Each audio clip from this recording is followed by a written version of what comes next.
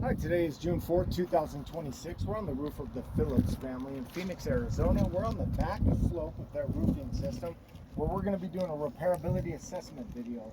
What a repairability assessment video is we've taken this undisturbed area of the roofing system on the back slope and we've lined it out and gridded it out. We first marked this one with X. This will be our test book.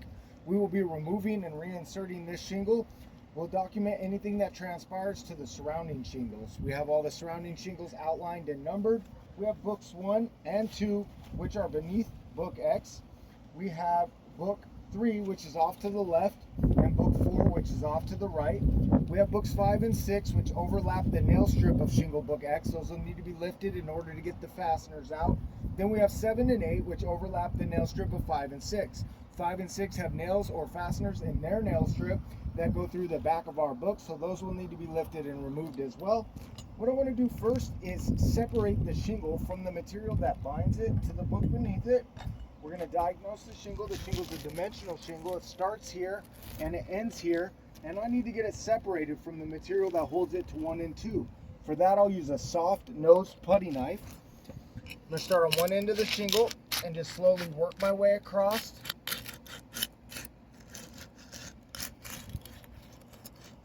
All right, now I need to do the same things for 5 and 6, then 7 and 8.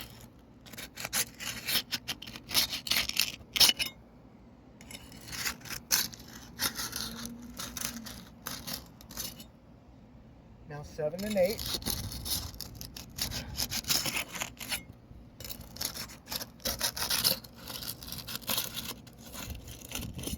All right, now what I'm going to do is I'm going to run my fingers underneath.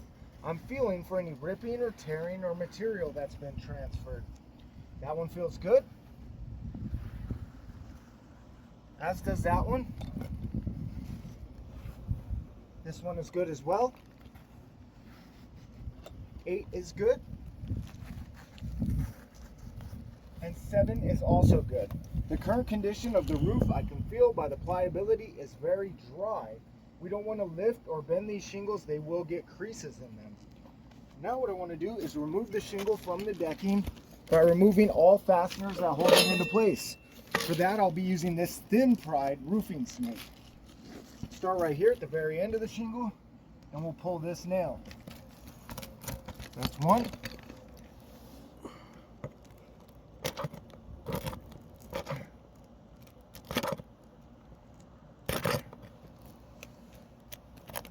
That is 2.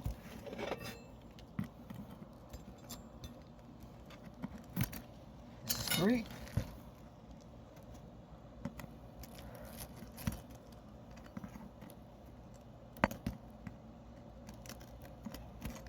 That is 4.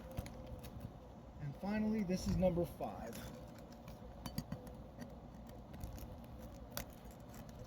I have all the nails that are in our nail strip removed. Now I need to remove any nails that are in shingle books 5 and 6 that go through the back of our shingle.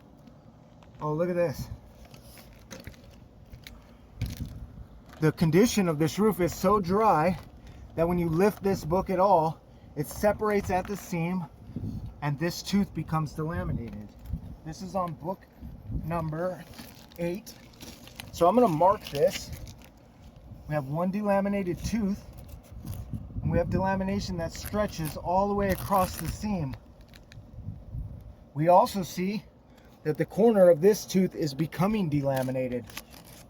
We'll mark those as delamination, and we will attempt to pull our fasteners out. 1,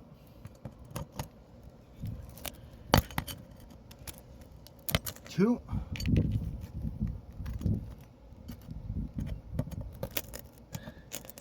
3,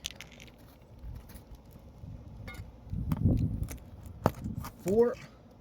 We can see when we pull the fasteners out of this book, it delaminates at the seam here as well. So this is book 5, and I see that it is separating from the seam right there. When I pull the nail out, this strip becomes undone. So I'm going to document that delamination at the seam. I'll put an arrow to it. There we go.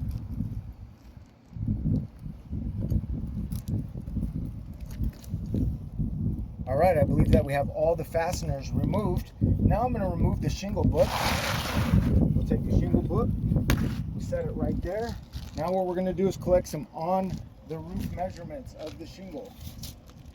We will identify that this is a 39 and 3/4 inch shingle, or it's actually and 7/8, I believe. A little bit closer, and 7/8, I'm sorry. 39 and 7/8 by 13 1/4. All right, now what I'm going to do is I'm going to do a review of the underlayment, making sure we don't have any ripping or tearing.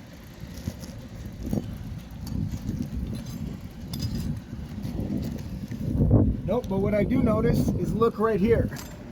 This is shingle book 6. We see that it also, I don't want to touch it or disturb it, but we see right here that removing the nail separated it from the seam as well. The nail was holding this together, and now this entire tooth has become delaminated. This is a delaminated tooth and separation at the seam. This book is now a damaged book and needs to be replaced. This book is a damaged book and needs to be replaced. This is a damaged book and needs to be replaced. I'm going to look under here at the underlayment. We don't see any rips or tears. It looks like it's good. I'm going to take the same shingle book, put the lining back up where it was, back in place. Make sure my keyholes are straight, my exposure is straight. We're good to go. Now I'm going to take 1 1/4 per code roofing nails, and I'm going to reinsert it. What I'll use to do that is the roofing snake. The reason why we use the roofing snake is so we don't have to lift the above books more than necessary to get an appropriate nail strike.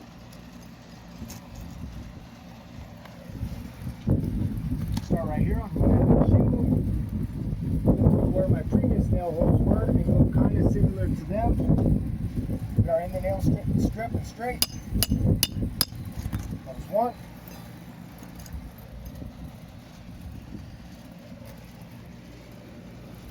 This is 2.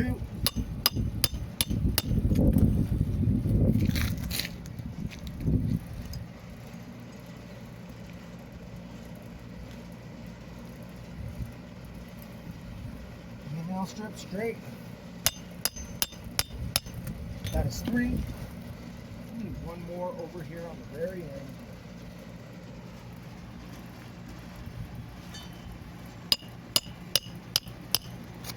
That is 4. We have our shingle book back in place. However, because 5 has been damaged, 6 has been damaged, and 8 has been damaged, I don't know that I want to insert new nails in here. Inserting new nails in here ensures that this has more nail holes in it than necessary, even though I'm going to need to repair this, this, and this. I'm going to do a review of all the things that have taken place by reinserting the shingle, by removing it. We'll look at book 1. Book 1 off to the left bottom has not been affected by the repair.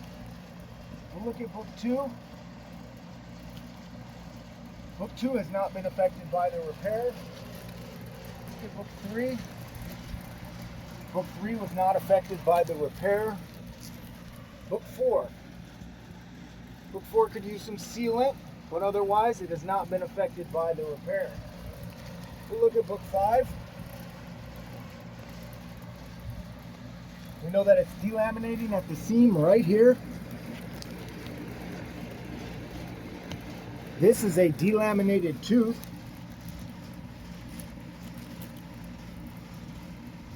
This is also a delaminated tooth. And this is a delaminated tooth. The reason why the teeth are a problem in repairability is because the teeth hold on to the bottom layer of the shingle. These teeth grip this, and when there's separation at the seam and delamination of the teeth, the book falls into 2 pieces. This is a damaged shingle. It needs to be replaced. Book 6, we know it's separating right here at the seam. This is a delaminated tooth. This is also a damaged book and it needs to be repaired. Book 7. Right here, we see the corner of this tooth is delaminated.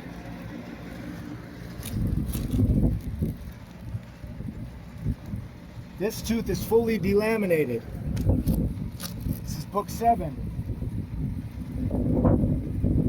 This is a damaged book, it needs to be repaired.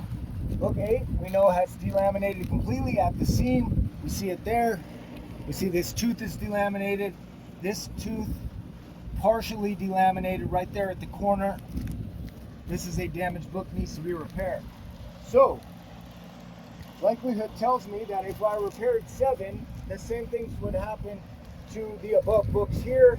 Then I would repair those, and this would continue all the way up to the ridge. We have a ratio that books 5, 6, 7, and 8 have all been affected by the repair process. That leaves us with a ratio that 4 out of 8 books are drastically affected by the repair process. Because of that ratio, because of the delamination, I do consider this roof irreparable.